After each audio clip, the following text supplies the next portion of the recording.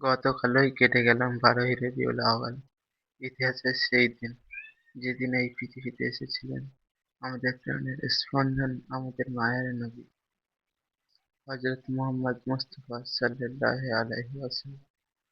আর এই একই দিনে তিনি আমাদের এই নিষ্ঠুর পৃথিবীতে একা রেখে মদিনার মাটির নিচে চিরদিনের জন্য বিদায় নিয়েছিলেন। গতকাল হয়তো অনেকেই অনেকভাবে দিনটি উদযাপন করেছেন, কিন্তু একটাবার বুকে হাত দিয়ে চোখ দুটো বন্ধ করে নিজেকে প্রশ্ন করুন তো, আমরা কি সত্যিই তাঁর উম্মত হতে পেরেছি? যে নবীজিকে আমরা কোনোদিন চোখে দেখিনি, অথচ যিনি ১৪০০ বছর আগে আমাদের না দেখে ভালোবেসেছিলেন।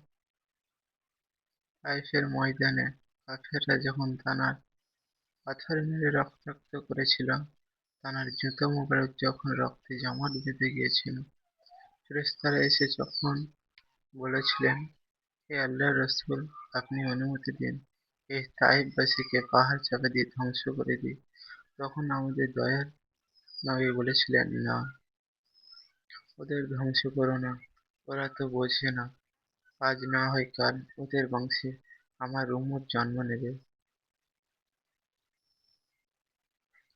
উহুদ যুদ্ধে যার দাঁত মোবারক শহীদ হয়েছিল, নিজের জখম থেকে রক্ত ঝরছিল, আর তিনি আসমানের দিকে হাত তুলে কাঁদছিলেন, আল্লাহ, আমাদের উম্মতকে হিদায়াত দাও।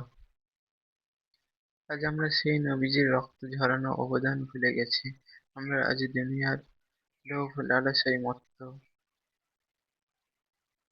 কখনো ভেবেছেন হাসরের সেই ভয়াবহ ময়দানে, যখন বাবা সন্তানকে চিনবে না, মা সন্তানকে ভুলে যাবে, সব নবী বলবেন, ইয়া নাফসি ইয়া নাফসি, আমার কি হবে? তখন মদিনার সবুজ গম্বুজের নিচে শুয়ে থাকা আমাদের নবীজি সেজদায় পড়ে কাঁদবেন আর বলবেন, ইয়া রাব্বি হাবলি উম্মতি, হে আল্লাহ, আমার উম্মতকে বাঁচাও। ইয়া রাব্বি হাবলি উম্মতি, হে আল্লাহ, আমার উম্মতকে বাঁচাও। বলুন, আমরা কাল হাসরের ময়দানে নবীজির মুখ দেখাবো কিভাবে? আমরা কি পারবো তাঁর সেই মায়াবী চোখের দিকে তাকাতে? আমাদের কি লজ্জা লাগবে না? হে আল্লাহ, আমাদের ক্ষমা করে দিন।